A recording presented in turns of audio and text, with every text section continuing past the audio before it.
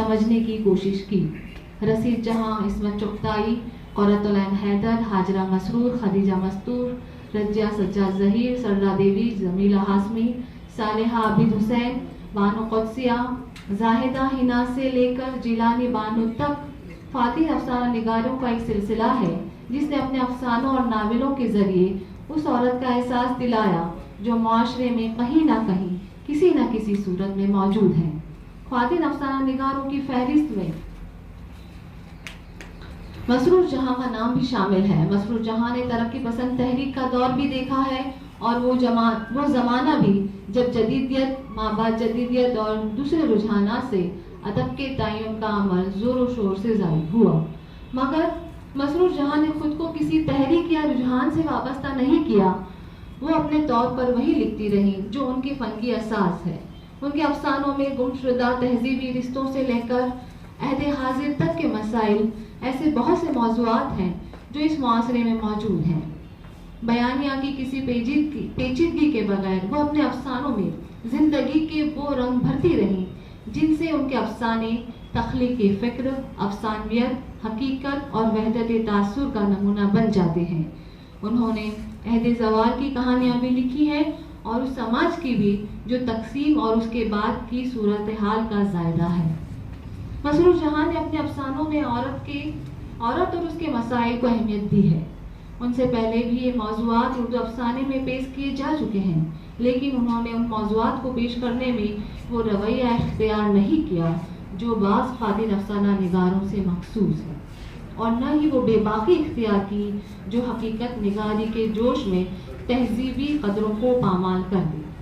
उनके मौज़ूआत में चाहे वो मुतवस्सित या निचले तबके की औरत हो या ऊंचे ऊंचे महलों में पलने वाली अंजुमन आराएं या नए समाज की तालीम याफ्ता औरत, उन्होंने उन मामलात व मसाइल, जिन्स व नफ्सियात, उलझनों और दूसरे रवैयों की पेशकश में एक मोहतात अंदाज हमेशा कायम रखा है।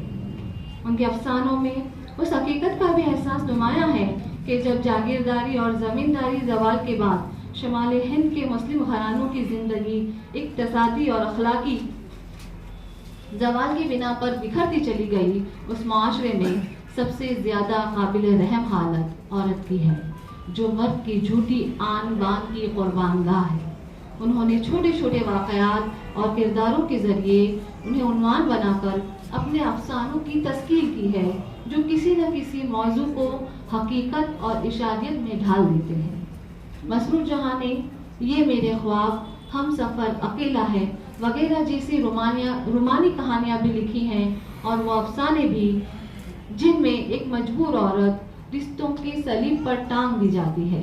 ज़मीन एक ऐसी औरत की कहानी है जिसे आसमान ने झुलसने के लिए वक्त की धूप में अकेला छोड़ दिया। उनके दूसरे अफसानों में रुतबे से गिरी हुई औरत के अलावा औरत के दूसरे रूप भी मौजूद हैं। उनका अफसाना सच के सिवा में मसरूर जहां ने उस औरत को मौजू बनाया है जो जुल्म सहते सहते खुद मुनसिफ बनकर जुल्म के खिलाफ फैसला करने की जरूरत रखती है।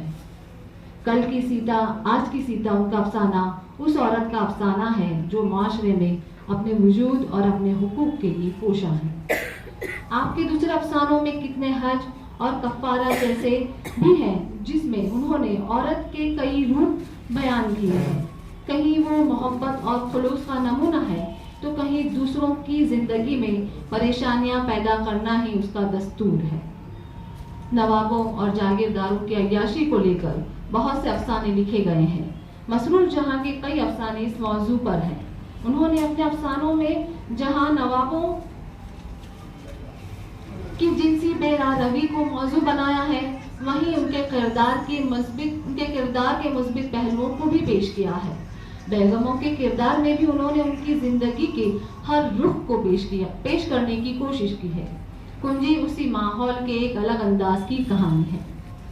सनती निज़ाम और सालफियत के इस दौर में जब अफसाना तन्हाई, बेबसी, जिंदगी की बेमानवियत, दहशत, जंग और मजदियत जैसे मौज़ूआत की तरफ मुतवज्जा हो चुका है, औरत के मामलात और उसके मसाइल भी बहुत सी तब्दीलियाँ आ चुकी हैं। उसके तर्ज़ एहसास में भी तब्दीली आई है। घर आंगन का वो तसव्वुर भी नहीं रहा جو پہلے تھا۔ مسرور جہاں کے افسانوں میں اس کی جھلکیاں بھی دکھائی دیتی ہیں، لیکن بنیادی طور پر وہ ایک روشن خیال معاشرے کی حامی ہے، جہاں عورت کے لیے مساوات کے ساتھ ساتھ وہ رویے بھی ہونے چاہیے جو عورت کو مرد کے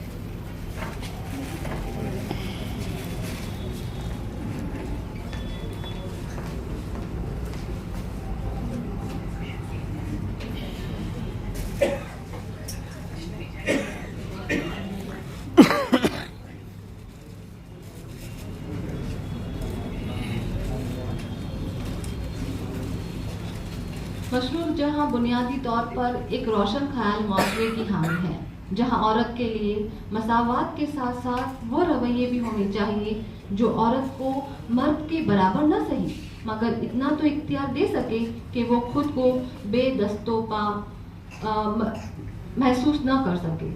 پدر سری نظام اور خاندان کے تصوف پر قاری ضرب لگنے کے بعد معاشرے میں جس تیزی سے تبدیلی آ رہی ہے، اس میں عورت اپنی تمام آزادیوں کے باوجود اب بھی منزل سے دور ہے، جہاں اسے وہی عزت دی جا سکے جو مرد کو حاصل ہے۔ مغرب میں عورت کی آزادی کے نام پر اچھا یا برا جو کچھ بھی ہو رہا ہے وہ اپنی جگہ پر ہے، لیکن مشرق میں خاص طور پر مسلم معاشرے میں عورت کے جو مسائل رہے ہیں، مسرور جہاں نے ان افسانوں میں اس حقیقت کو بیان کیا ہے۔ انہوں نے نہ صرف اپنے ارد گرد کا مشاہدہ کیا ہے بلکہ اپنے عہد کی حقیقتوں کو دریافت کر کے مسلم گھرانوں کی زندگی کا وہ خاکہ پیش کر دیا ہے جو عورت کی سماجی حیثیت کے اقرار اور انکار کی کشمکش میں مبتلا ہے۔